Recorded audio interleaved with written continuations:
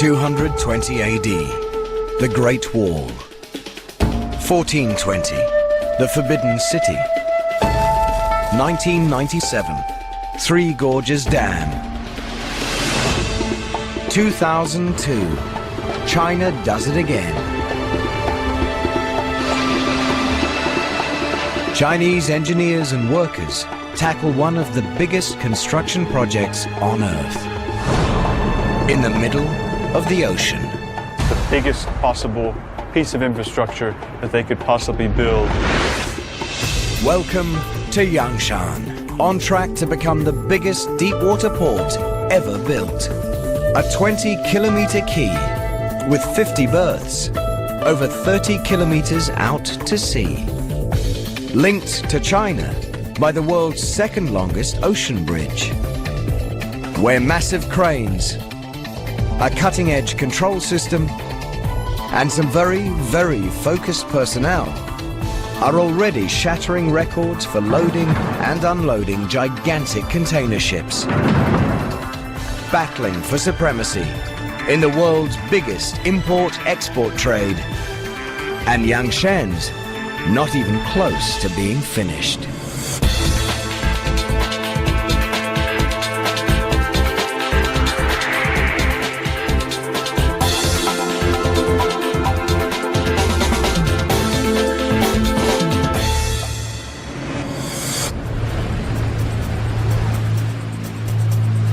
Spring 2007. The Gudrun Maersk, one of the largest container ships on Earth, sails 32 kilometers off the Chinese coast. I started turning so early, but due to the current, then I could see it afterwards that it was a good idea.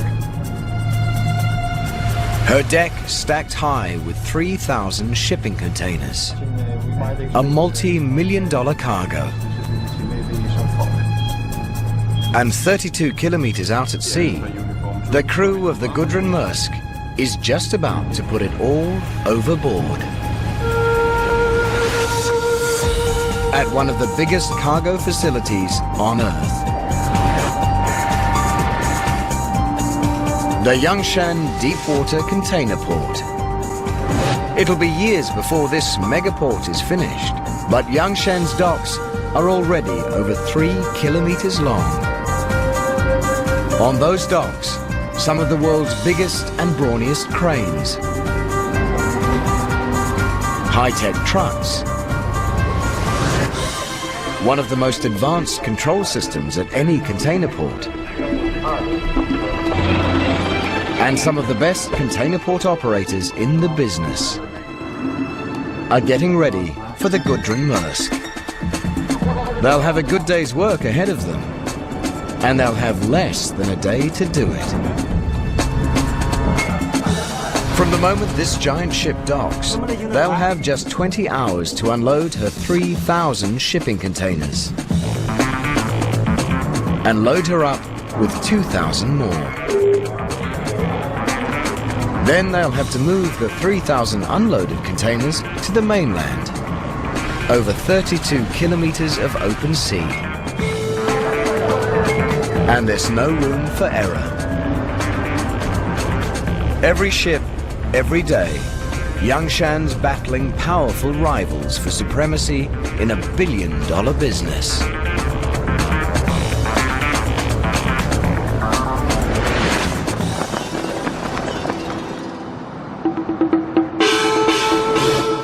Shanghai, China's biggest city and the world's busiest cargo port.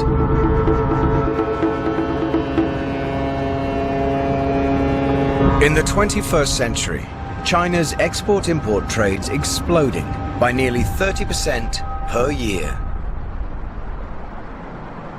And Shanghai's in the right place at the right time.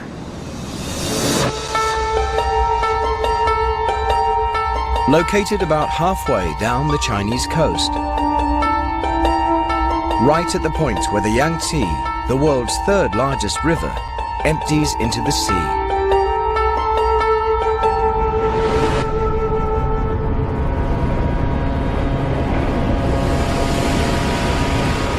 Billions of dollars of goods made in China travel down the Yangtze to be shipped abroad.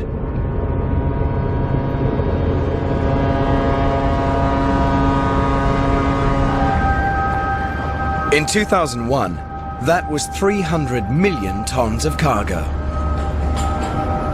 By 2005, it was nearly 800 million.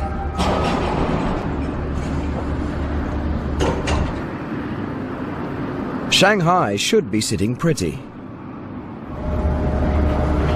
But it's got problems. Big problems. Problems these two guys deal with every day.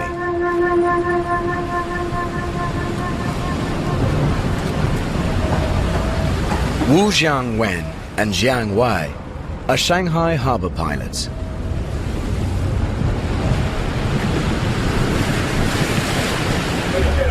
Their job, climb on board cargo ships arriving from the open sea and steer them to a safe berth at Shanghai's docks. And that's even harder than you think. The color of the sea reveals why. Muddy brown, the color of a river.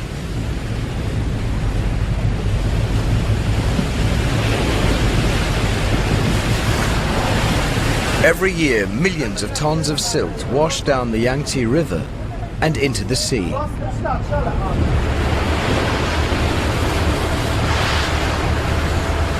Where the Yangtze meets the ocean, all that silt piles up in sandbars. Exactly where hundreds of ships are sailing into Shanghai. At low tide, the silted-up entrance to the world's busiest cargo port is only 7 meters deep.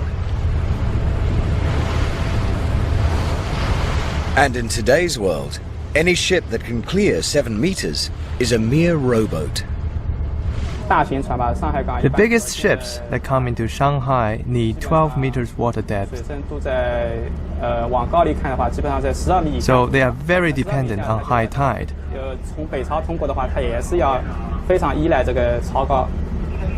So when we go in or out of port, we have to pay very careful attention to the height of the tide. Today's vessel needs only 8 meters depth. It cleared the sandbars at high tide. But that doesn't mean Wu Jiangwen and Jiang Wei are having a nice day. They look relaxed, but they know their problems are just beginning.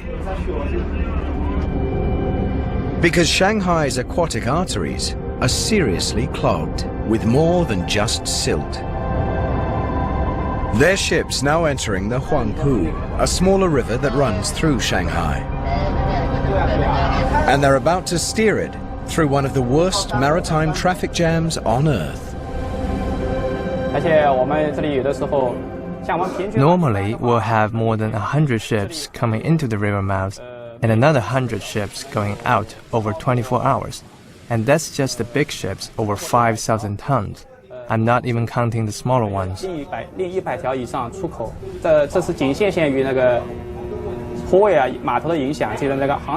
is not a simple matter of one ship following another. There are ports all along the river. Ships have to cut across traffic, so there is a lot of risk.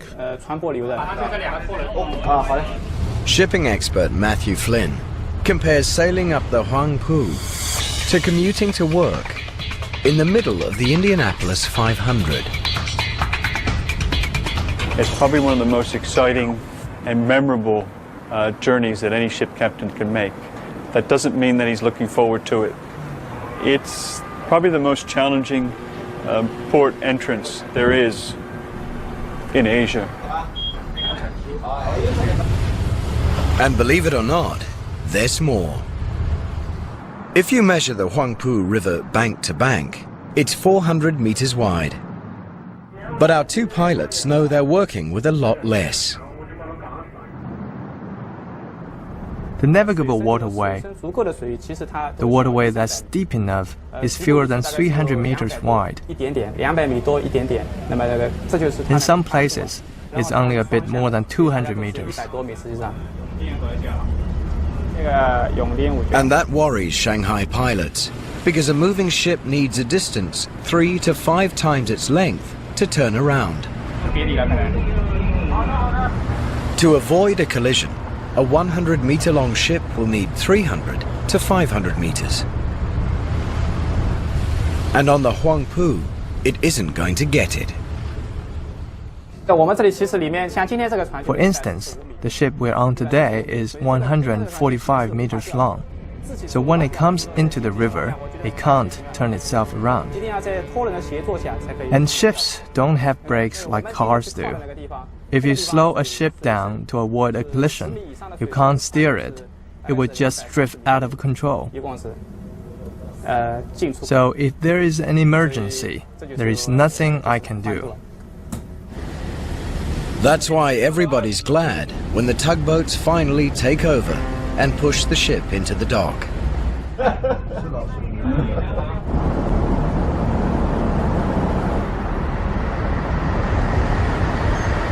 Because to these guys, a cruise up the Huangpu is about as relaxing as steering a runaway truck through a crowded shopping mall. Shanghai's navigational challenges make life interesting for Wu Zhanwen and Jiang Wei. But why should they be a big problem for Shanghai?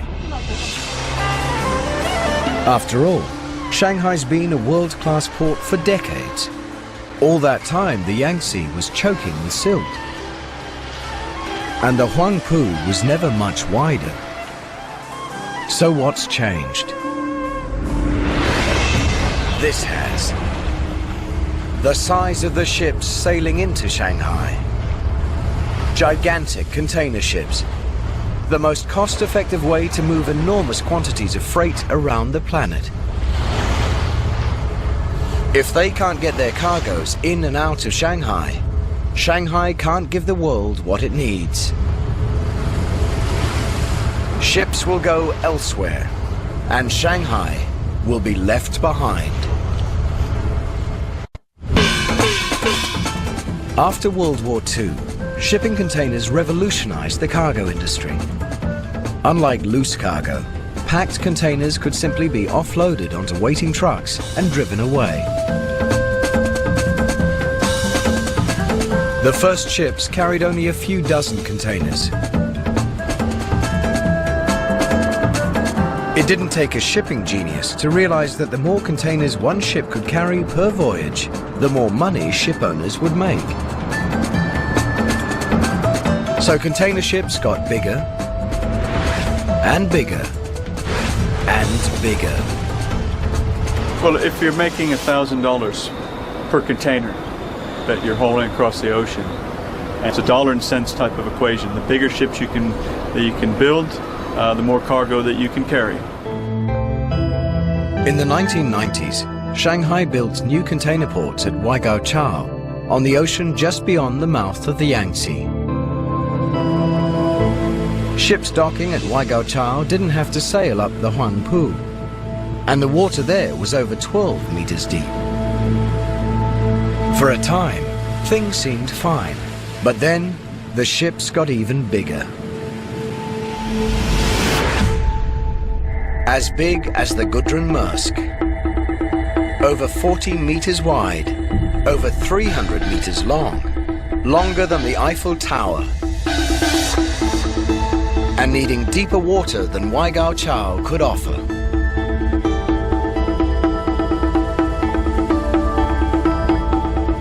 Even at 12.5 meters, that's not really deep enough for the biggest ships. We're talking 9,000, 10,000, 13,000 TEU container ships. So you really want something that's at least 15 meters. Today's megaships, like the Gudrun Maersk, are in a class by themselves. A class called Post-Panamax, because they're too wide to fit through the Panama Canal. And they're also too big for Shanghai. Steering a 350-meter-long vessel up the traffic-choked Huangpu isn't the best idea. And the Huangpu's 400-meter wide channel isn't much wider than the Gudrunmursk is long. Turning would be a nightmare. And in the early 1990s, Shanghai gave the world's biggest ships something else to worry about. 2 suspension bridges spanning the Huangpu. 那个地方它就是要过一座大桥，那个大桥的那个 If a big ship came in, it could not pass under the Huangpu Bridge. Only ships of 48 meters tall or under can pass under that bridge. 但是它当时就超过了48米。 In the 21st century, 30% of the world's shipping containers were traveling on post-Panamax vessels. And Shanghai still wasn't deep enough, wide enough, or big enough to let those ships come in. Problems competing ports like Hong Kong and Singapore didn't have. As China's economy exploded, everyone wanted a piece of the action. Shanghai couldn't handle the business, it would have gone elsewhere. 2002, Shanghai's leaders rolled the dice on a bold solution. At a place called Yangshan, 32 kilometers offshore, where the water was 15 to 20 meters deep.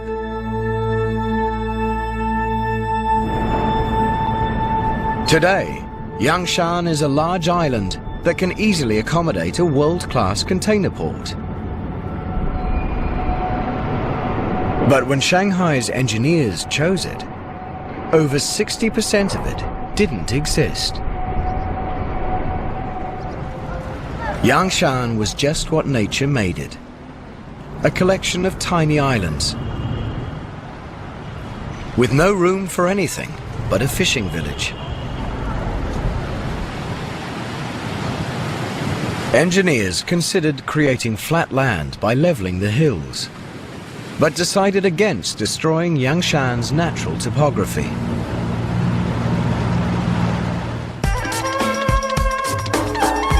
Instead, they decided to build the world's biggest container port virtually from scratch. Yangshan Port is this enormous deep water project that was built kind of on a fresh sheet of paper, the biggest possible piece of infrastructure that they could possibly build to stamp Shanghai's kind of dominance over container shipping. The plan called for a true megastructure, a 20-kilometer quay where 50 ships could dock at one time, and a port that could process 25 million shipping containers in 1 year, 70,000 in just one day. Price tag, an estimated 18 billion US dollars.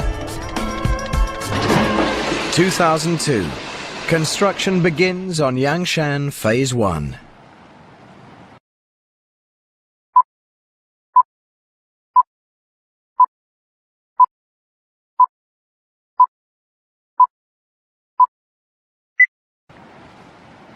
Engineers begin transforming these lonely islets into the world's biggest container port. It's like trying to tie a butterfly knot in the middle of a raging river. You've got water that's flowing 2 meters a second. These guys are up against typhoon, bad weather, fog. They're 35 kilometers offshore.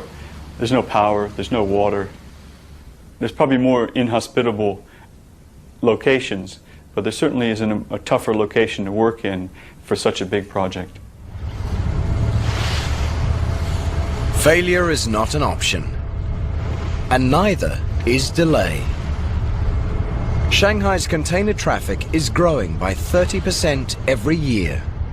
To build Yangshan, engineers must create an artificial island with a 10-square-kilometer port, bigger than 20,000 basketball courts,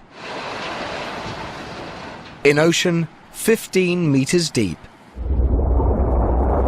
And that will take thousands of millions of cubic meters of soil. how do you get it? Enter the Sea Dragon, the mega dredge. Built in the Netherlands to clear Shanghai's monumental silt, this is a dredge like no other.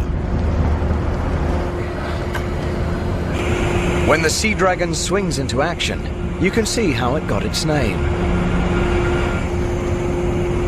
Its two massive suction arms bear an uncanny resemblance to monsters of the deep.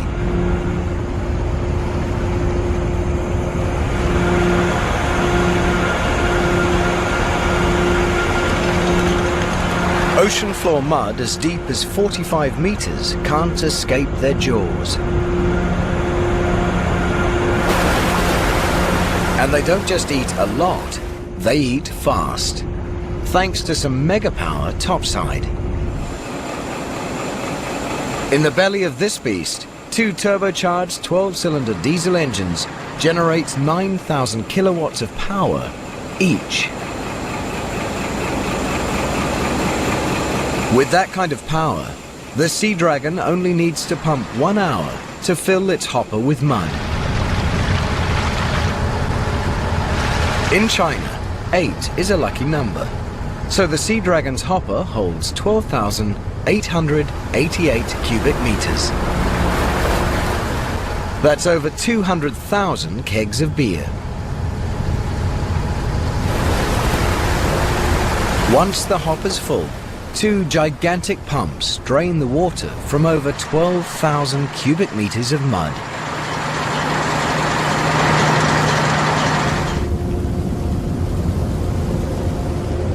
And Captain Yan says that when it's time to deliver the payload, his dredge leads the pack. Older ships can only dump sand, but the Sea Dragon can blow or spray it. That gives it a real advantage over other ships on the construction site. The Sea Dragon worked almost a full year just to build Phase 1. Dumping 3,000 million cubic meters of mud. Enough to fill over 1 million Olympic swimming pools. Growing a man-made island in ocean over 15 meters deep.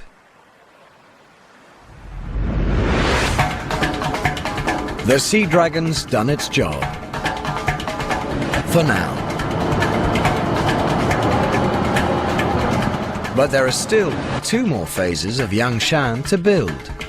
And they'll need 13 billion cubic meters of mud, enough to fill Loch Ness. Turning open sea into 10 square kilometers of world-class container port in under 4 years is pretty impressive. But Yangshan only proves itself when the world's biggest container ships come to call. Now, one of the biggest, the Gudrun Maersk, is ready to unload. And the port of Yangshan has to unload her 3,000 containers, reload her with 2,000 more, and send her on her way in just 20 hours. Over those 20 hours, Yangshan's state-of-the-art technology and the people who run and manage it must once again show the shipping world that they're among the best. Because in this high-stakes world, no matter how good you are, you're only as good as your last ship.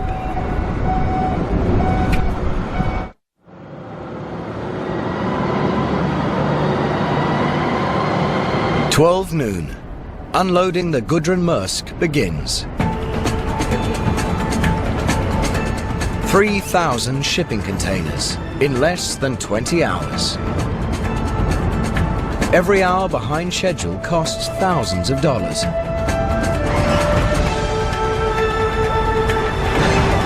And takes you down a notch in the eyes of the shipping world.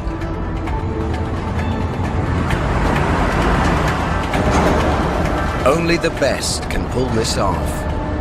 And Yangshan Deep-Water Port has 13 of them. The STS-40 ship-to-shore crane, 50 meters high.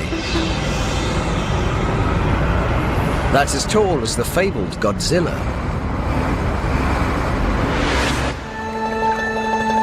And they're manufactured right in the neighborhood, at the Zhenhua Company on Chongqing Island at the mouth of the Yangtze, only 125 kilometers from Yangshan, the biggest crane factory in the world.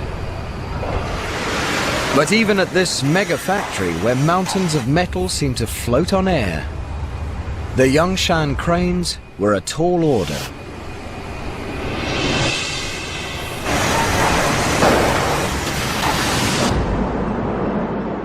Most container cranes can lift one 40-foot container at a time, or two 20-foot ones. Yangshan needed cranes that could lift twice that many, and stand tall enough to reach them from atop the world's biggest ships. And it needed 13 of them. General Manager Lu Hanzhong recalls the excitement of winning the Yangshan contract and the anxiety of fulfilling it. Designing and manufacturing cranes this big was a challenge for us, because ships are getting bigger and higher. Cranes have to be bigger too. We couldn't simply make one of our smaller cranes twice as big. That crane would have been far too heavy to build. We needed to change the design of the whole structure. But one of the toughest challenges to giving Yangshan its super cranes wasn't building them. When they arrive at container ports, new cranes can need up to 6 months reassembly before they are ready to operate. But not Zhenhua's cranes. They come with no assembly required. Shipped around the world on Zhenhua's specially modified freighters. But Zhenhua's ships had never transported cranes as tall and heavy as the ones ordered by Yangshan. The cranes couldn't be any shorter or lighter, or Yangshan wouldn't beat its competition. There was only one option: solve the problem. We successfully designed a bigger crane which doesn't add much to its own weight, but can still do the job it's designed to do. And we designed them so they can lower their height while they're being transported. Problem solved. Cranes designed, built, and delivered. Now they're putting Yangshan ahead of the pack. Most container port cranes can handle about 30 containers an hour. Yangshan's cranes can handle more than 50. Thanks to crane drivers like Zhang Yi, who have made a commitment to being the best. The difficulty we have to conquer is we work on night and day shifts rather than normal working hours, so that we have to sacrifice a bit, personal life-wise. I mean, we cannot just go drinking and have fun as much as we want to. We have to make sure we rest well before we come to work. Driving a container port crane is like fishing for a prize in a carnival game. Except the prize weighs 2.5 tons, and that's empty.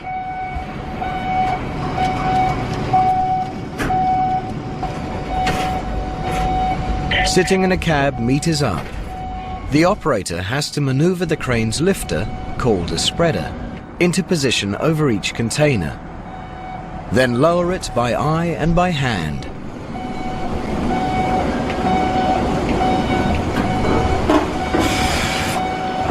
When the spreader's in place, he triggers the spreader's automated locks that grip the container and hoists it up and over the deck onto the dock below, lining it up precisely with the truck that will carry it away. And then do it again, and again, and again. And if you think unloading is tough, Try loading. To load a ship, a crane operator has to position a 20-foot container onto pins on deck and slide it precisely into grooves built into the cargo hold, so containers won't move at sea. That's like trying to set an elephant down on a coin from 50 meters up. And a crane driver doesn't have all day to get it right. If containers move too slowly, ship owners fall behind schedule and lose money. But if they move too fast, they can swing out of control, endangering cargoes, people, and cranes. And a bumped container could mean damaged goods inside. So crane drivers have to develop an instinct for loading and unloading at exactly the right speed. The cranes put the containers onto trucks, which move them from the dock to the container yard. At the yard, rubber tire gantry cranes take the containers off the tractors and put them on the ground. But there's a lot more to this process than just heavy lifting.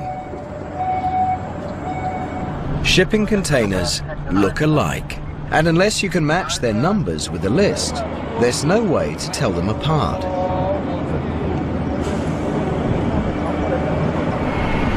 From the moment they leave the Gudrun Maersk, 3,000 containers have to be precisely tracked.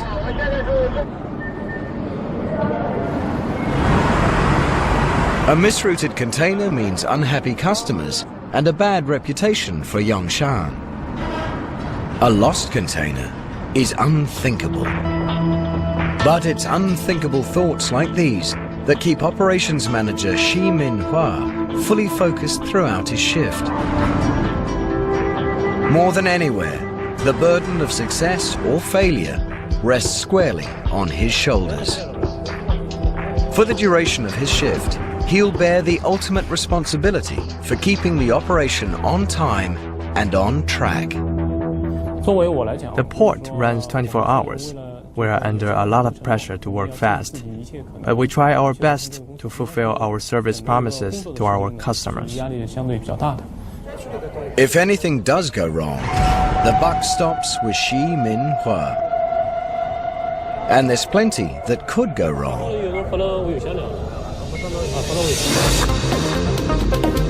Before a ship sails, the shipping company's computers analyze the contents and destinations of its several thousand containers and assign every container a specific place on board. The first port containers are the ones on top, and the last port's containers are on the bottom. It's a pretty complex mathematical equation. If port operators make a mistake or fall behind schedule, they might have to ask permission to load containers in places other than the ones the computer assigned them. And that's not a question a ship's captain wants to hear. Containers loaded in the wrong places will confuse unloading in the next port.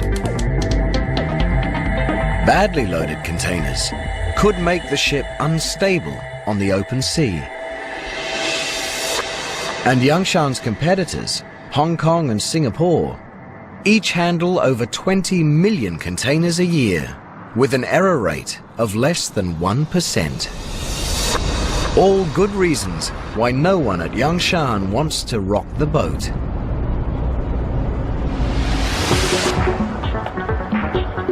Fortunately, Yangshan has a brain to match its brawn. A cutting-edge control system developed by the Port of Shanghai.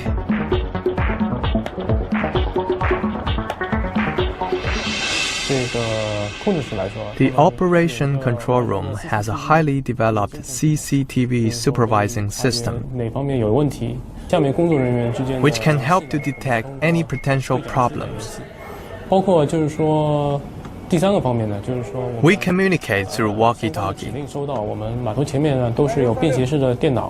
There are laptop computers on the wharf that receive a detailed operation plan delivered by the computer system. Cranes, Trucks and rubber tire gantry cranes all have cab displays electronically linked to the port control room.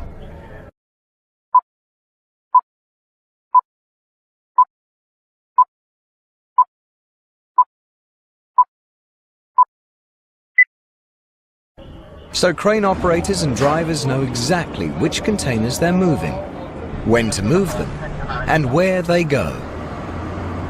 The trucks receive wireless orders from the computer terminal in the operation control room. Portable mini computers in the trucks display instructions on what to do and where to go.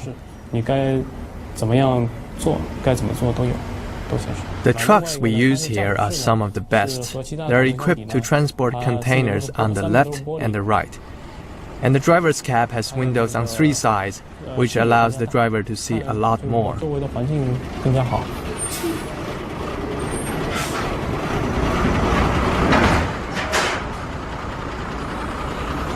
The Yangshan system maximizes efficiency.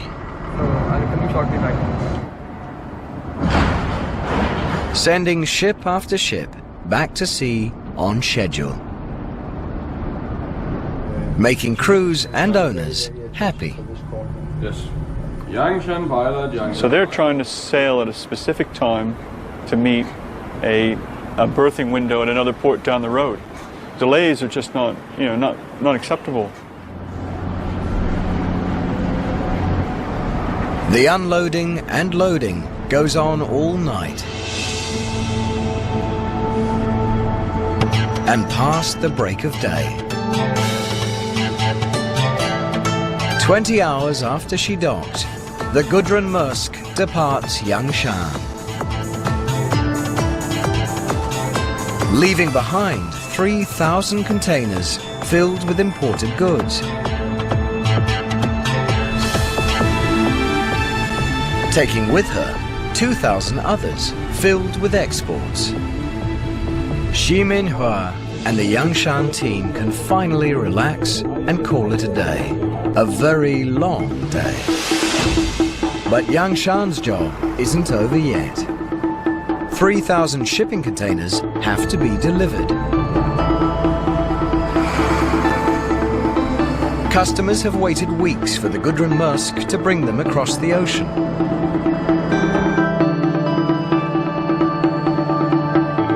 And now they're sitting on an island 32 kilometers out to sea. To compete with other world-class container ports, Yangshan must move over 20 million shipping containers per year. But how do you maintain your competitive edge when you're on an island in the middle of the ocean? You build another megastructure. The Donghai Bridge. 6 lanes wide and 32 kilometers long. More than 12 times longer than the Golden Gate Bridge. The second longest ocean-spanning bridge in the world. The longest is just 80 kilometers to the west, spanning Hangzhou Bay. Building a bridge this long on land would be tough. Building it over the open sea is a logistical nightmare. It's not like you're a steel worker building a skyscraper. You don't have electricity out there. Everything that you need to do your job has to be taken in by barge and back and forth in that fashion. Just designing the Donghai Bridge was a mega challenge. It had to be wide enough for 6 lanes of truck traffic, high enough to let some of the world's biggest ships sail underneath, and strong enough to withstand all that nature would routinely throw at it. Typhoons every summer, currents ripping past at 2 meters per second, 6-meter waves. And that's just on the surface. From the mainland to Yangshan Islands, the seabed can vary in depth from 10 to 30 meters. And it's nothing but soft, unstable mud. Not a good foundation for 6 lanes of concrete highway, vibrating with heavily laden trucks. In cyberspace, engineers tested their bridge designs every way they could. With waves, winds, truck accidents, and colliding megaships, to discover which design would best survive. In the end, they chose not one design, but 2. Most of Donghai is a box girder bridge made of over 600 concrete spans. The longest spans are the length of 4 volleyball courts. But in 2 places, it becomes a cable-stayed suspension bridge, with one span rising high enough to let ships pass underneath. And it spans the waters in a graceful S-curve, so ships passing under it can sail at angles to strong ocean currents.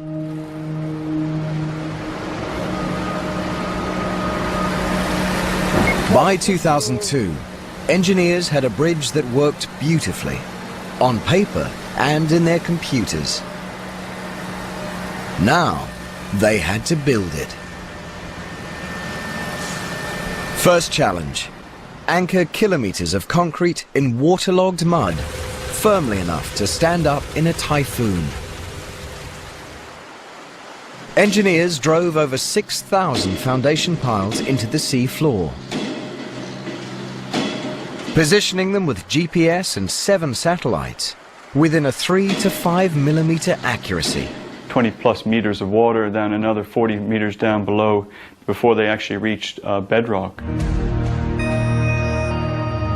Next problem: how to build 600 concrete spans, some weighing over 2,000 tons.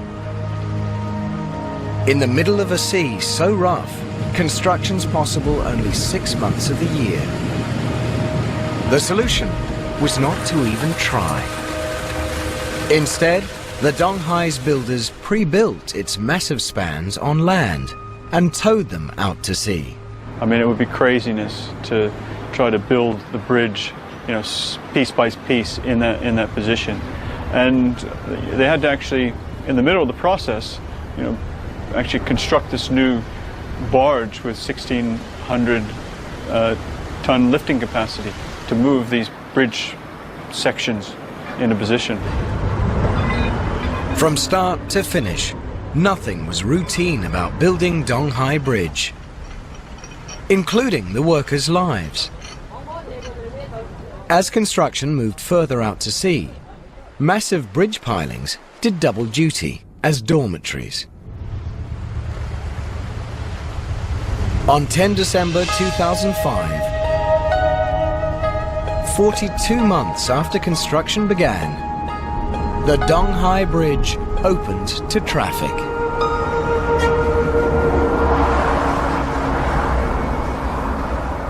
Since then, nearly 3 million containers have crossed its S-shaped span.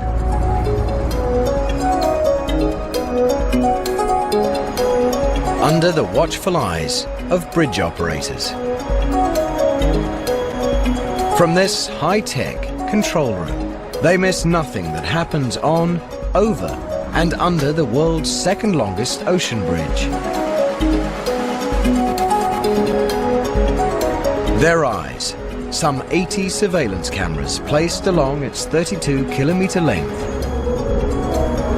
Electronic eyes that never close. And for good reason. The Donghai Bridge is a triumph of engineering over nature.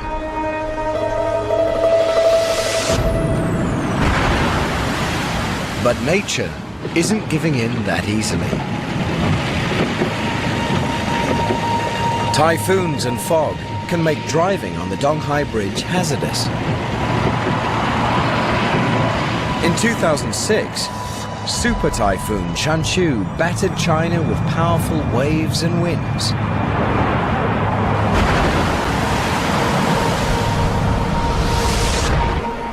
The bridge stood its ground.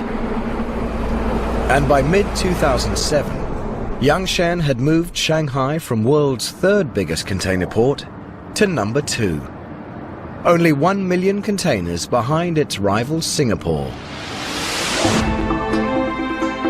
When it's completed in the year 2020, Yangshan Island will be the world's biggest container port. Its wharves stretching an awesome 20 kilometers, with berths for 50 ships, capable of handling 25 million shipping containers a year. No city has ever achieved what Shanghai has done with the Yangshan Deep-Water Port. It was a tremendously visionary project. For the city fathers of Shanghai to actually create this over such a short time frame was tremendously far-sighted. It's a very emotional issue, I think, for everyone, from the guy in the street, you know, to the city leadership, to the country leadership. They all know that, you know, Shanghai is the #1 port in China, will be the largest container port in the world. And, you know, that's something that you don't see in Europe or the United States. For someone, you know, in Los Angeles versus Oakland saying, geez, we've got the biggest container port in the United States, they don't know, and they probably don't care. But here, it's something that everyone knows about, and it's something that they're intensely proud of achieving. But shipping companies are already designing even bigger container ships. Mega ships that will demand even longer docks, bigger cranes, and deeper water.